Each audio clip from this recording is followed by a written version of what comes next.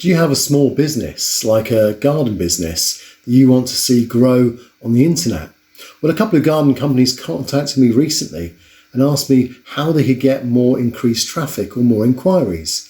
So today I'm going to look at that to see what advice I can give them to improve their business. And as I go through their advice, then maybe it's going to help you too. If you have a small business, or whether you've even got a garden business, you can take this advice and you can apply it then to your small business too. So welcome to my video.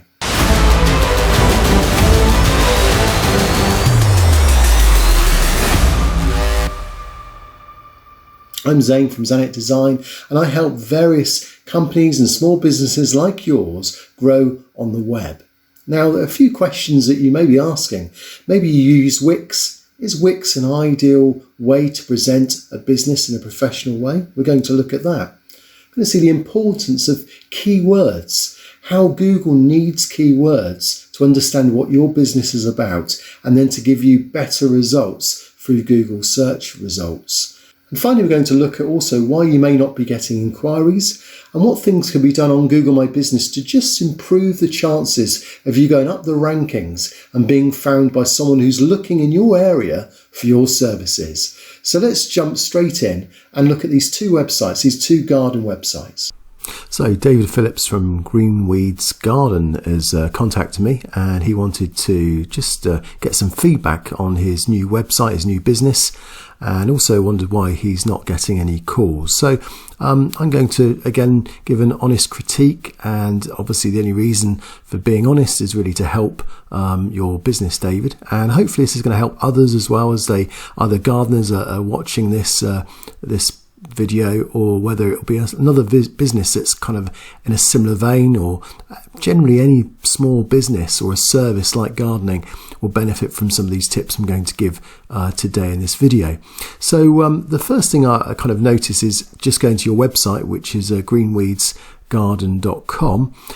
It looks like it's built in Wix, which is really, from a business perspective, as much as Wix may promise the world, it just doesn't look very professional. So sad to say, but it's obvious it's not been built by a designer, a web designer, and that implies that obviously maybe there's not the budget for the website. But as with all businesses, they do benefit from a professional website, and so that's probably the first thing that comes to mind. It's good that you're open during COVID-19, because we know it's a difficult time for small businesses at this time. And your logo is excellent. I really like your logo, but it's so small. It just doesn't stand out. It just feels like everything doesn't really sit comfortably. There's another video, another website, a gardening website I'm going to review after this one, that's built in WordPress, which is pretty much what most web designers now use. I certainly use WordPress, and you'll see it's a very different layout and looks a lot more professional. But what we're trying to do, we're going to try and help you, so we're going to look at some positives as well. So first of all, there are some positives here, because one, you've got a well-designed logo, and you need to make that clearer, maybe larger, maybe get it to stand out on this background image. I like the background image, I like the movement as well, the movie of that, so that's something to perhaps build on. Get in touch is really good to have that, because if people want to contact you straight away, you've given them the option of the email, they click on that and it will phone, you've got the phone number clear. So there's some positives there, but I think one of the overwhelming things I'm noticing is it just feels like it's just been kind of clicked together following Wix's process, and they do some good things, but it just doesn't quite look overly professional. You've got the contact form for a quote, which is good. You've got the ability to contact you here as well, but these are all kind of pretty standard things. You've got your address, and maybe make that 2020. But that's the kind of my initial reaction to it. Now, what can we also say? There's not really a lot of content, and this is the challenge you've got, is that Google, so you're wanting more traffic, you're wanting more people to pick up the phone and call you. The chances are they're not going to find you, and there's a couple of challenges you've got. First of all, because you just don't have any content on the site, and I'll give you an example. I did a search on, let's bring this one in. I did a search on, so this is saying site greenweedsgarden.com, and I just did a search for garden. But I mean, if I just do a search for your website in Google, what this does, it just reveals what Google knows about your website. So it's only going to show the pages that Google knows about you. And so it knows your home page, it knows your book online page, and you've got an estimate page too. And that's it. That's all it knows about you. And that information is not a lot. So it's Google basically ranks you based on how much information it has about you and how relevant it is, and also how it's considered as an authority. And it would consider that obviously if I did a search for a large garden centre, there would probably be, maybe 5,000 or 500 pages that are ranked highly by Google. And each one of those pages tells Google certain things. And your title is always going to be the main thing that tells Google what you're doing. So what you're telling Google is you're a gardener and you're in Stoke-on-Trent and you're called Greenweeds Garden. And that's fine. But you've told it there once you're a gardener. You've told it here not at all and not here. So you've told it once you're a gardener. You've told it you're called Greenweeds Garden 3 times and Stoke-on-Trent twice. And then booking online, bookings, checkout. Now, if you think of it compared to other websites, if they say that you're a gardener 30, 40, 50 times, you're talking about gardening, you've got posts about gardening, you've got tutorials about gardening, you've got offers about gardening, page after page after page, and then other gardening companies are linking to that. That gives Google the nod that you're an authority. And when you're an authority, rather than being in the top 50 websites, you'll go in the top 10. And once you're in the top 10, say for gardeners in Stoke-on-Trent, then your website will start to get traffic. But again, people will link through to an authority website, and which is one of the reasons why having a Wix website isn't going to get you a lot of authority in other websites that will link through. So it sounds all a bit harsh, but unfortunately it starts with a good website, good logo, lots of content. I'll give you an example. I just did a search for site for Zanet, which is my company, and 280 results came up if I just looked for web design within my area. And of course that's what I'm promoting, and you'll see throughout all the things I do, images, videos, everything. This is all within my portfolio, within my website, zanet.co.uk. So it's just important to try and get as much content as you can in Google's algorithms and his spiders, and that would be my first thing. So probably adding a news section or a blog would be one way to get more content. And when you're then adding content, you need to use keywords that are relevant to what your customers are going to search for. So if I was looking for your services, what would I put? Would I put I'm looking for a gardener in the Stoke-on-Trent area. So you want to then write an article about gardeners in the Stoke-on-Trent area and why you stand out as being different, what stands out. And that's, I think if you've just started out with your website, that's going to be a real challenge too. Now I did from your website go to your Facebook as well, just to see how that's going, and it's probably pretty good because there you've got much more of a decent sized logo. This seems to be a lot more up together, so it looks like maybe you've kind of built your business from this. You've got videos here as well. You've got some good photos which I think you've used on the website, and again, videos. And I think actually what you're doing on Facebook is more closer to what you should be doing on your website and what you should be doing on your Google My Business listing as well. So these are some quite good ways of, this is pretty good stuff. So keep doing this, but get it done on your website, and that will make a big impact to how Google views you. So just doing a search so I did a search for Greenweeds Garden, and the challenge you've got as well is that Google wants to split it apart and have it as 2 words. But anyway, it does come up, you do come up, which is really good. So that shows that maybe you've followed some of the suggestions I've put on my previous videos. And then just looking at this, you've got 1 review, which obviously if you can improve on the reviews, that would be good. And then I was trying to see what else I would suggest you can do, because if I do a search for gardeners in Stoke-on-Trent, so that's what I was doing, because that's what your key target is you're a gardener in Stoke-on-Trent area. So I went to Google Maps and put gardener in Stoke-on-Trent, and I noticed that you didn't come up until, so this is page number 4, so that's 20, 40, 60, so I think you're about number 66, 2, 4, 6, there you go, so number 66. So you've got to ask yourself, what are the other 65 doing ahead of you? And a lot of them haven't got reviews, so it's not just that. But what they will have is they will have either a bit of an authority, or they might have been going for longer. They might have customers have uploaded images. It's a combination of so many things. There's no one straightforward thing here. I would certainly try and get your logo up here. You've got it here. Maybe you can get that into your photos. These are really good, but let me show you something I noticed here. So you've got an opening offer here, which is really good to have done. That's a really nice professional image as well. So it looks like it's been done by a designer. And then you've then got these kind of extra news items down below. But really, these are all good photos, but there's no information there for Google. So what I would do is I'd add these as posts or offers, or I would have text with these as well. So you've added images, but there's no information at all to go with them. So just be a bit more descriptive, because Google is trying to make sense of what it's seeing here.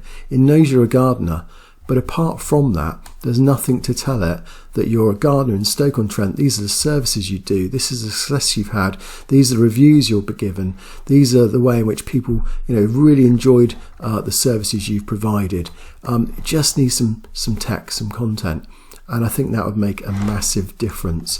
So hopefully that doesn't sound too critical, but if you want to know more about keyword research, that's probably what I suggest you need to look into.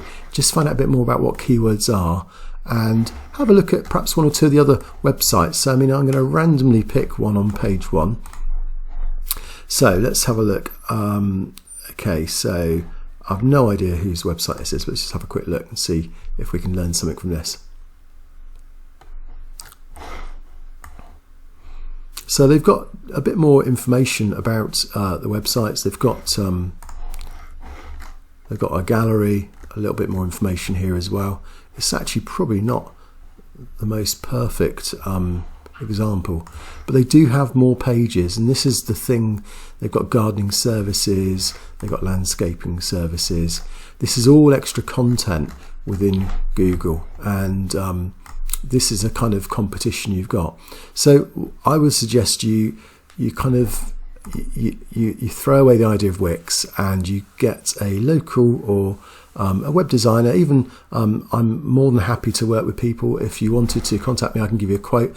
It doesn't cost a lot to get a really good professional website, so that's something to consider as well. But good, you've got your reviews here. Get these up. You've got reviews on Facebook, so that's good as well. Oh yeah, I did notice also, just the other thing here is these are January 2020.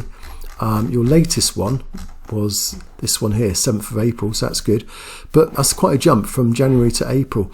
You really need to put content and post at least once a week if you can. So every time you update some information here on Facebook, maybe you could also consider updating things. See here, gardener, mowing a lawn, hedge cutting. You could do all sorts of articles on your website and then get those keywords out there so that Google can start ranking you.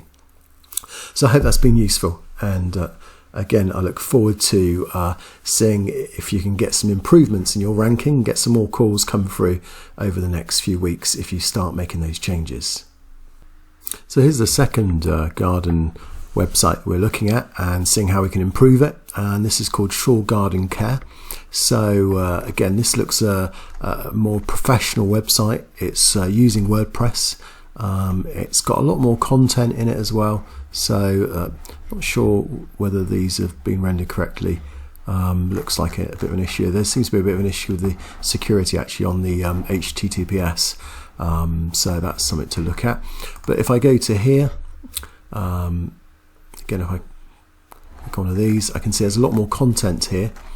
Maybe this would be good rather than an image, to try and get that text so that Google can render that text into its results as well. But this is all information that's kind of building relevancy as to how your garden details work. You've got some good information here It's well laid out, it's nice and clean. So the idea is when you build a website, you want it to appeal to the customer, that it feels clean and smart, but at the same time you also want it to appeal to Google's algorithm, so it's got information and details about some of the things you do. So again, looking at the this is called a lawn care advice area, so lawn care advice, and then you want that kind of repeated as a keyword phrase a few times throughout the page if you can. So there's perhaps not that much content on this page, but it's just an example. Again, really nice photographs. Probably one of the things I would suggest, that you might not be able to see this, but down here I notice this is called 4248195 garden. So it's good it's got the word garden in, but again, alt tags and the names of the images. So rather than have them as a number that maybe from your camera, make sure that you make it more descriptive. So, you know, say a Japanese garden or whatever, an English garden. Those types of things have quite an impact on how Google views it. That one's called professional lawn care, so that's good, but there's no clarity there at all. Again, it's better to have a really good picture. I think this one's particularly good. Yeah, this is well rendered, but it's called the 12499529. It doesn't really describe what's going on. So that's just something to consider, but the actual presentation, the quality of this website is very, very good. Let's just look. So I did a search for Shore Garden Care in Google, and it's good to see that you've come up on the right hand side, so that's always really important. You've got your request to quote, which is really good. You've got some good reviews. There's a lot of clarity here. You've even put your description in, which is really good as well. So make sure you get as much of your keywords into this as you can. When I say keywords, again, just to explain, you know, you've got to consider what is your clients, what are your customers going to search for in Google. They might not know Shore Garden Care, but they might be looking for garden care specialists in Manchester, or they might be looking for a garden care that does professional lawn care services. So you'd have to make sure, like you've done here, that you offer professional lawn care services, and try and have that in your text, in your title, and maybe once or twice throughout your website. But that's the type of thing you want to do. So if we do a just look at the reviews here. So you've got 7 reviews at 5 stars, so that's really good. But I notice here these go back some time ago, 2 years, 3 years. Let's just get newest, 2 years ago. Okay, so I've got a video that came out a couple of weeks ago that just spoke about sending out a link to all your customers. Get them all to give feedback. Even actually, I think 1 or 2 of the studies suggest that 4.5 is actually considered better than 5, which sounds bizarre, but 5 is almost too good to be true from Google's point of view. And I'm not saying that's the case, because you justifiably deserve those 5 stars, no doubt. But I know that actually not everyone always gives 5 out of 5, and so Google quite likes 4.3, 4.5. So you could send out, get some reviews, and even if you get the odd 1 or 2, it'll only just bring down the average to what's considered a sensible average as well. So it's a bizarre thing that you find when it comes to algorithms and Google. Notice also that all of your reviews, none of them have been replied to. So they've all got 1 thumbs up, but give them a reply. Thank them for the review. On all of these, why not reply to them all and just say, oh, you know, thank you ever so much for recommending. I know it was a couple of years ago, but just wondered how your lawn is, or just wondered if you wanted to, you know, catch up again and see if there's anything we can do to help you with your ground, or improving the quality of your removal of the moss, or whatever we did for you. You might find that brings in some good referrals, or it may even get repeat customers. And meanwhile, what you've done is you've told Google, again, you've used keywords. You've told Google by writing in those replies what you're all about. So that's a couple of suggestions there for you. Again, looking at your Facebook, so this is good. You're kind of keeping things up to date. You're putting in lots of articles. So all of these, again, I don't know if you're including those in your updates on here. So I'm not sure on, don't know if you've got posts or anything on your Google My Business. Don't know, can't see it. So maybe you should be adding the posts as well to your Google My Business. So every time you put a post on here, include it in your Google My Business as well if you haven't done so already. Okay, so you've got contact details here. There's nothing really, and again you've got quite a lot of information on here. About page, so I think that we mentioned about the images there. So when I do a search for site, you've got 34 results in Google, so that's good. So Google knows quite a lot about you. Google understands quite a lot about what you are. So if people are doing searches for gardeners in your area, then hopefully they will come across you. But you want to continue to keep on top of that, keep adding new information that's relevant to your customers and their needs. I did a search in Google Maps to see where you came. So gardener in Timperley, which is what you are, England, and you came up in the 2, 4, 6, 7, 8, 9, 10, 11, 12. Yeah, so you're in just above. So there you go. So there's 20. So you're about 19th. So that's good that you're in the first page. And what are others doing that we can learn from? So it's really tricky because there's so many things. Sometimes it can just be to do with the links that go through to the website. It's not, I mean, you can see here, a lot of these have no reviews. This one's only got 1-star review with 1 review. So you have to get out the mentality of thinking it's all about the reviews. The 5.0 is not the thing that's getting these ones high. So you would expect to be up there, and it may be as a case of you're not posting regularly. Maybe your images aren't descriptive enough. It could be that you need to have some FAQs on your site. It could be that you need to get some authority sites to link through to your website and to your listing on Google My Business. It could be that there's some discrepancies between how your address is looked at on here. So you've got 67 Oldham Road,